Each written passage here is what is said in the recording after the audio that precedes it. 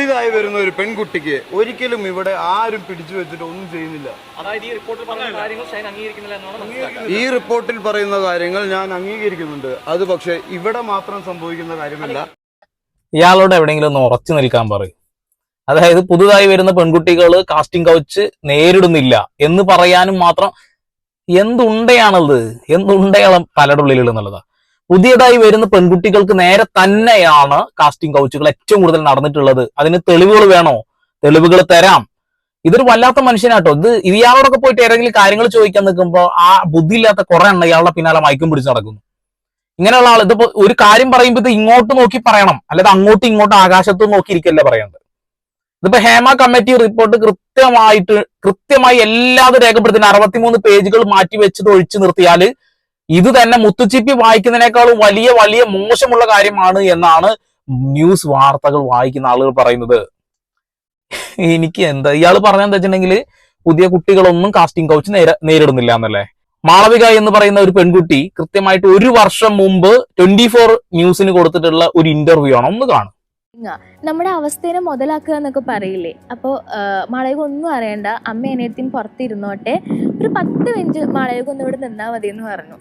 അപ്പോൾ ഞാൻ കരയാൻ തുടങ്ങി, വരയ്ക്കാൻ തുടങ്ങി. ഓക്കെ, മാളവിക എന്ന് പറയുന്ന ഒരു നടി, സാറ്റർഡേ നൈറ്റ് എന്ന് പറയുന്ന സിനിമയിൽ അഭിനയിച്ച നടിയാണ്. ഈ നടിക്ക് നേരെ 3-4 പ്രാവശ്യം പുതിയതായിട്ട് അഭിനയം ചാൻസ് ചോദിച്ചു പോകുന്ന സമയത്ത് 4 തവണ ഉണ്ടായ അനുഭവമാണ് ഇങ്ങനെ നീ ഒന്നും ആരും അറിയില്ല, നമുക്ക് അഡ്ജസ്റ്റ് ചെയ്യാം. അങ്ങനെ അഡ്ജസ്റ്റ് ചെയ്യുന്നവരൊക്കെ ഉണ്ടായേക്കാം, അറിയില്ല. മീറ്റു ഒക്കെ ആയിട്ട് ഇപ്പൊ ഒരുപാട് ആളുകൾ വരുന്നുണ്ടല്ലോ. അപ്പോ കൂടെ താമസിച്ചിട്ട് ഇരുന്നിരുന്ന ഒരുപാട് ആളുകൾ ഉണ്ടാവും, ഫ്രണ്ടായി നിൽക്കുന്നവരുണ്ടാവും, സിനിമയിൽ അവസരം കിട്ടാത്ത സമയത്ത് മീറ്റു പറഞ്ഞവരുണ്ടാവും, ഒക്കെ ശരിയാ. പക്ഷെ ഇതിനൊന്നും താല്പര്യമില്ലാത്ത ഒരു വിഭാഗം ആളുകൾ ഇവിടെ ഉണ്ട്. ആ ആളുകളെ ഒക്കെ കരിവാരി തേക്കുന്ന തരത്തിൽ ഷൈൻ ടോം ചാക്കോ പറയുന്ന ഡയലോഗാണ് പുതുതായി വരുന്ന പെൺകുട്ടികളൊന്നും കാസ്റ്റിംഗ് കൗച്ച് നേരിടുന്നില്ല എന്ന്. എന്തിന്റെ അടിസ്ഥാനത്തിലാണ് ഇങ്ങനെയുള്ള ആളുകൾ സംസാരിക്കുന്നത്? ആസിഫ് അലിയൊക്കെ വളരെ നീറ്റ് ആയിട്ട് കാര്യങ്ങൾ സംസാരിച്ചല്ലോ. അതുപോലെ ബാബുരാജ് കൃത്യമായി പറഞ്ഞല്ലോ. ബാബുരാജിന് മുന്നേ ഒരു അവസരം ഉണ്ടായിട്ടുണ്ട്. എന്താ വെച്ചിട്ടുണ്ടെങ്കിൽ തന്റെ ഭാര്യയ്ക്ക് വസ്ത്രം മാറാൻ വേണ്ടി സാരി വെച്ച് കെട്ടിയിട്ട് ചെയ്യേണ്ട ഒരു അവസ്ഥ വന്നു എന്ന് മുന്നേ ഒരു ചാനലിൽ പറഞ്ഞിട്ടുണ്ട്. അപ്പോ കൃത്യമായിട്ട് എല്ലാവരും നല്ല രീതിയിൽ സമീപിക്കുന്നു. മുകേഷിനെ പോലെയുള്ള ആളുകൾ മോശപ്പെട്ട രീതിയിലുള്ള വാർത്തകൾ വരുന്നു, മീറ്റു കാര്യങ്ങളൊക്കെ ആയിട്ട് വേറെ ആളുകൾ രംഗത്ത് വരുന്നു. അപ്പോ ഇത് വന്നുകൊണ്ട് ഇവിടെ ഒന്നും സംഭവിക്കാൻ പോകുന്നില്ല എന്ന് പറഞ്ഞ് രാഷ്ട്രീയ പിൻബലം കൊണ്ടോ ആ മാഫിയയുടെ പിടിബലം കൊണ്ടോ ആണോ എന്ന് എനിക്ക് സംശയം. അതേപോലെ നമ്മുടെ തിലകൻ പറയുന്നുണ്ട്, മാഫിയ സംഘമാണ്, തീവ്രവാദികളെക്കാൾ അപകടം പിടിച്ചവരുണ്ട് ഇതിന്റെ പിന്നിൽ എന്നുള്ളതാണ്. വലിയ വലിയ നടന്മാരുടെ ഒക്കെ പിറകിൽ 10-15 ആൾക്കാരുണ്ട്, അതായത് ഒരു മാഫിയ പോലെ നിൽക്കുന്നു എന്ന് നമ്മുടെ തിലകൻ തന്നെ പറഞ്ഞതാണ് അല്ലെ.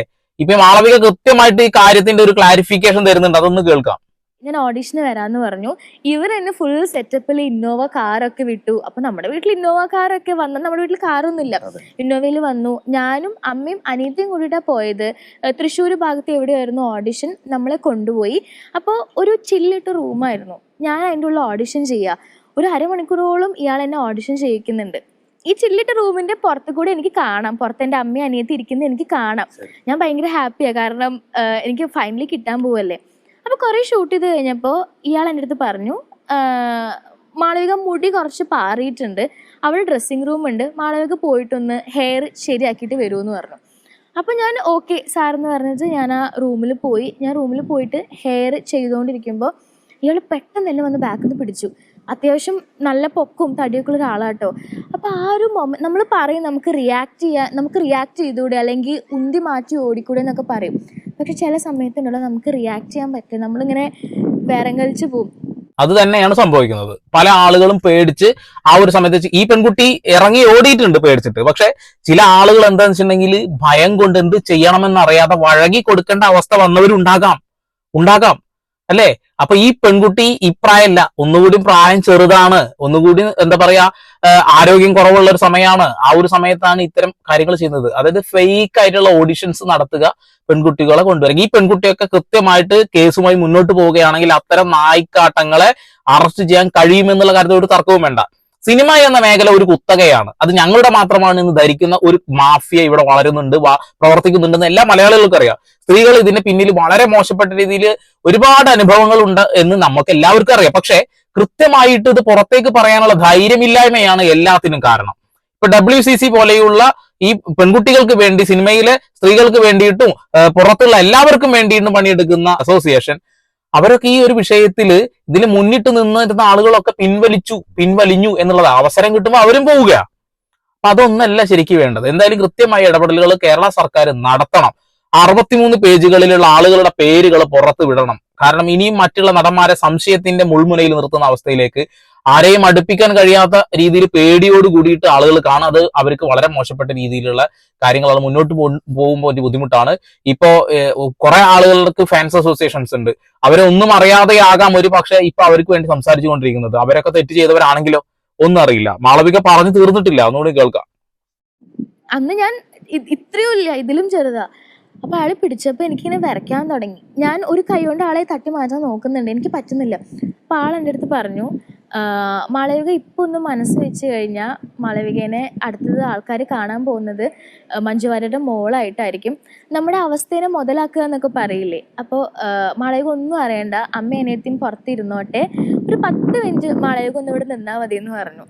അപ്പോൾ ഞാൻ കരയാൻ തുടങ്ങി, വരയ്ക്കാൻ തുടങ്ങി, എന്താ ചെയ്യേണ്ടതെന്ന് അറിയില്ല. അപ്പോൾ ആളുടെ കയ്യിൽ ക്യാമറ ഉണ്ടായിരുന്നു, ആൾ ഷൂട്ട് ചെയ്തുകൊണ്ടിരിക്കുന്ന ക്യാമറ.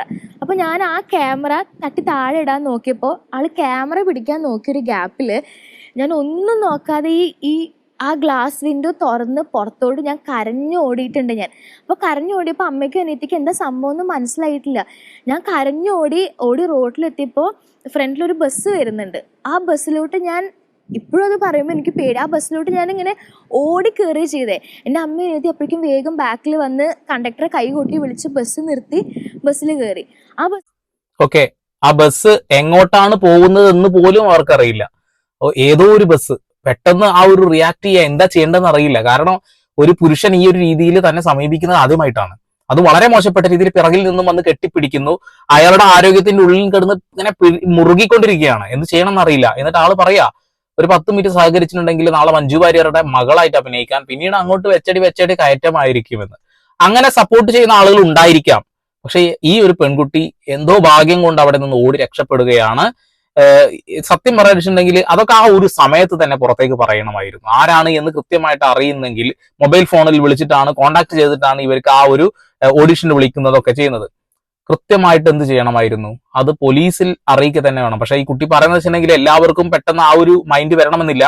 അച്ഛനും അമ്മയോടുകൂടി ഇത് സംസാരിക്കാൻ ഒരു ഭയം, ഒരു എന്താ പറയാ, ഒരു ഉൾഭയം ഉള്ളത് കൊണ്ട്, അല്ലെങ്കിൽ ഒരു ജാള്യത ഉള്ളത് കൊണ്ട് പറയാൻ കഴിയുന്നില്ല. പിന്നെ ഞാൻ എങ്ങനെ പോലീസിനോട് ഇത് പറയും എന്നുള്ളതാണ്. പക്ഷെ കൃത്യമായിട്ട് ഈ ഒരു സാഹചര്യം പല ആളുകൾക്കും ഉണ്ടാവും. അങ്ങനെ വരുന്ന സാഹചര്യങ്ങളിൽ എന്ത് ചെയ്യണം വെച്ചിട്ടുണ്ടെങ്കിൽ കൃത്യമായ ഇടപെടലുകൾ നടത്തണം, പോലീസിനെ അറിയിക്കുക തന്നെ ചെയ്യണം. ഇങ്ങനെയുള്ള നാറികളൊന്നും ഇനി പുറം ലോകത്ത് ഇരിക്കരുത്.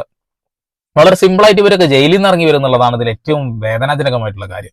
നാളെയും വീണ്ടും ഇത് തന്നെ ആവർത്തിക്കുകയും ചെയ്യും എന്നുള്ളതാണ്.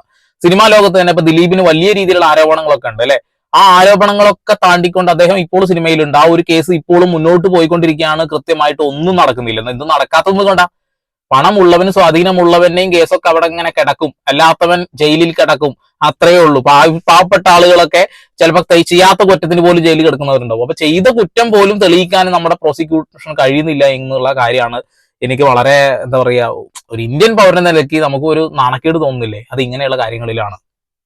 പ്രശ്നങ്ങൾ ഉണ്ടായപ്പോഴും ഞാൻ വിചാരിച്ചതായിരുന്നു, ഇങ്ങനെ കാസ്റ്റിംഗ് കൗച്ചിന്റെ പ്രശ്നം ഉണ്ടായപ്പോൾ സിനിമ സേഫ് അല്ല, മേ ബി എൻ്റെ ജീവൻ വരെ ചിലപ്പോൾ പോയിന്ന് വരും. നമുക്ക് ഇതിപ്പോൾ എൻ്റെ സിനിമയിൽ മാത്രമല്ല കേട്ടോ, എൻ്റെ ഫ്രണ്ട്സ് ഞാൻ പറഞ്ഞു കേട്ടിട്ടുണ്ട്, കോർപ്പറേറ്റ് വേൾഡിലും ഇതുണ്ട്.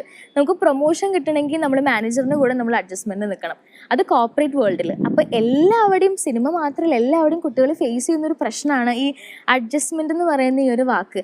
എനിക്കൊരു 3-4 എക്സ്പീരിയൻസ് ഉണ്ടായി. ഇതേ സമയത്ത് കോർപ്പറേറ്റ് ഫീൽഡിലും മാർക്കറ്റിംഗ് ഫീൽഡിലും എല്ലാ ഫീൽഡിലും, അല്ലെങ്കിൽ സാധാ ജോലി, ഒരു ഫോട്ടോസ്റ്റാറ്റ് കടയിൽ ജോലി ചെയ്യുന്ന കുട്ടി വരെ ചിലപ്പോൾ ഫേസ് ചെയ്യുന്ന ഒരു പ്രശ്നമായിരിക്കും ഇത്. ഇതിനൊരു പോംവഴി ഉണ്ടാവും, അല്ലെങ്കിൽ ഇതിന് സൊസൈറ്റി മാറുമെന്ന് എനിക്ക് തോന്നുന്നില്ല. തൊഴിലിടങ്ങളിൽ സ്ത്രീകൾ നേരിടുന്ന ഒരുപാട് പീഡനങ്ങളുണ്ട്. ഇതിനൊക്കെ ആരെങ്കിലും സംസാരിക്കുമോ? അറിയില്ല.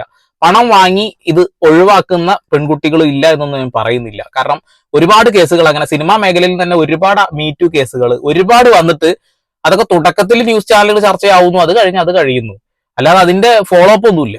ഇപ്പോ വിജയ് ബാബു എന്ന് പറയുന്ന നടനെതിരെ ഒരു കേസ് വന്നിട്ടുണ്ടായിരുന്നു, അത് ഒത്തുതീർപ്പാക്കിയോ എന്ന് പോലും അറിയില്ല. അതുകൂടാതെ നടൻ ഉണ്ണി മുകുന്ദന് നേരെ ഒരു കേസ് വന്നിട്ടുണ്ടായിരുന്നു, അതും ഒത്തുതീർപ്പാക്കിയോ എന്ന് അറിയില്ല.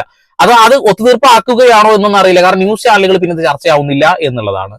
അപ്പോ ഈ പറയുന്നത് ഹേമ കമ്മിറ്റി റിപ്പോർട്ട് പ്രകാരം 1-2 ആളുകൾക്ക് എതിരെയല്ല അവിടെ റിപ്പോർട്ട് വെച്ചിട്ടുള്ളത്. ഇത് നിയമത്തിന്റെ മുന്നിലാണ് കൊണ്ടുവന്നിട്ടുള്ളത്. നിയമത്തിന്റെ മുന്നിൽ കൊണ്ടുവരുമ്പോൾ ശിക്ഷ അനുഭവിക്കേണ്ട ആളുകൾ ശിക്ഷ അനുഭവിക്കേണ്ടേ, പകരം എന്ത് ചെയ്യുന്നു, നിയമം തന്നെ സംരക്ഷിക്കുന്നത് പോലെയാണ്. കാരണം എന്താ വെച്ചാൽ അത്രയും നടന്മാരുടെ പേരുകൾ വെളിപ്പെടുത്തുന്നില്ല, അത്രയും ഗുണ്ടാ മാഫിയകളുടെ പേര് വെളിപ്പെടുത്തുന്നില്ല. ഇത്ര അധികം ഗുണ്ടാ മാഫിയകൾ ഉണ്ടെങ്കിൽ അവരെ എല്ലാവരും പിടിച്ച് ജയിലിലിട്ട് കഴിഞ്ഞാൽ മലയാള സിനിമ നിന്നൊന്നും പോവില്ല.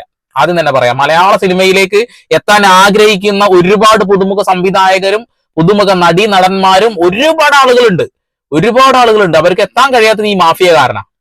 ഈ മാഫിയ അവിടെ വിലങ്ങടിയായി നിൽക്കുന്നത് കൊണ്ടാണ് ഒരു പക്ഷേ ഇത്തരം ആളുകൾക്ക് അവിടേക്ക് എത്തിപ്പെടാൻ കഴിയാത്തത്. ഇവരെ പിടിച്ച് തുറങ്കിൽ അടയ്ക്കുകയോ വേണ്ടപ്പെട്ട ശിക്ഷ കൊടുക്കുകയോ ചെയ്യുക. പുതുമുഖങ്ങൾ ഇനിയുമുണ്ട് ഇവിടെ. സിനിമ ചെയ്യാൻ കഴിയാതെ ഈ മാഫിയയുടെ അടിയിൽ കിടന്ന് ഞെരുങ്ങി അമർന്ന് അങ്ങോട്ട് എത്താൻ പോലും കഴിയാതെ ബുദ്ധിമുട്ടുന്ന ഒരുപാട് ആളുകളുണ്ട്. അവർക്ക് അവസരമാകട്ടെ, അതല്ലേ ചെയ്യേണ്ടത്.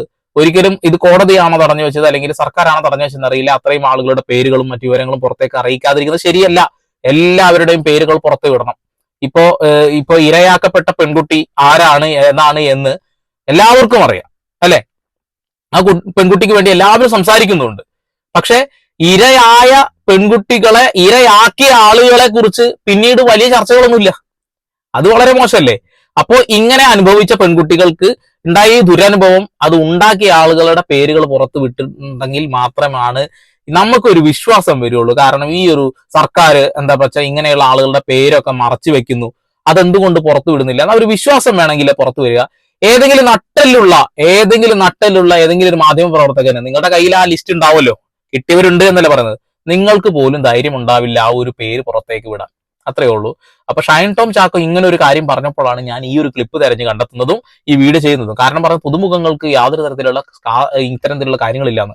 അഖിൽമാരാർ പറഞ്ഞ വാക്കുകളാണ് എനിക്ക് ഇപ്പോൾ ഓർമ്മ വരുന്നത്. അഖിൽമാരാർ എല്ലാ മേഖലയിലും സ്ത്രീകൾ ഇത്തരത്തിലുള്ള പീഡനങ്ങൾ അനുഭവിക്കുന്നുണ്ട് എന്ന് പറഞ്ഞപ്പോൾ അയാളെ കുറ്റം പറഞ്ഞ ഒരു കൂട്ടം ആളുകളുണ്ട്. അഖിൽമാരാരുടെ വാക്കുകൾ ശരിയായില്ലേ? അത്ര എനിക്ക് പറയാനുള്ളൂ.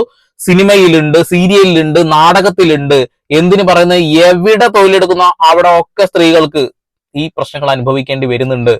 അപ്പോ ഇത് വല്ലാണ്ട് താഴ്ത്തിക്കെട്ടാൻ വേണ്ടി ഷൈൻ ടോം ചാക്കോ പോലുള്ള ആളുകൾ പറയരുത് എന്ന് ഞാൻ ഓർമ്മിപ്പിക്കുകയാണ്. ഓക്കെ, ഈ വിഷയത്തിൽ ഇനി പുതിയ വാർത്തകൾ വരട്ടെ. നമ്മൾ ഈ ഒരു വാർത്തയെ കുറിച്ച് നിരന്തരം ചെയ്തുകൊണ്ടേയിരിക്കും. ഏതെങ്കിലും നടനെ എതിരെ ഏതെങ്കിലും നടികള് ഇത്തരം രീതിയിലുള്ള പ്രശ്നങ്ങൾ പറയുകയാണെങ്കിൽ നമ്മളത് കുത്തിപ്പൊക്കുക തന്നെ ചെയ്യും. പഴയ വീഡിയോസ് ഉണ്ടെങ്കിൽ അത് കുത്തിപ്പൊക്കുക തന്നെ ചെയ്യും. അങ്ങനെ വല്ല ന്യൂസ് കട്ടിങ് നിങ്ങളുടെ കയ്യിലുണ്ടെങ്കിൽ സന്ദീപ് ഇടപ്പാൾ എന്ന ഇൻസ്റ്റഗ്രാം ഐഡിയിൽ ഒന്ന് മെയിൽ അയച്ചാൽ മതി, ഒന്ന് മെസ്സേജ് അയച്ചിട്ടാൽ മതി. ഞാനത് കൃത്യമായി പരിശോധിച്ച് വീഡിയോ ചെയ്യുന്നതായിരിക്കും. ഓക്കെ, വീഡിയോ ഇഷ്ടപ്പെടുന്നുണ്ടെങ്കിൽ ഒന്ന് ചാനൽ സബ്സ്ക്രൈബ് ചെയ്യുക, ബെല്ലൈക്കൺ എനേബിൾ ചെയ്യുക. വീണ്ടും പുതിയ വാർത്താ വിശേഷങ്ങളുമായി ഞാൻ വീണ്ടും വരും. അതൊരു സന്ദീപ് ഇടപ്പാൾ സൈനിങ് ഓഫ്.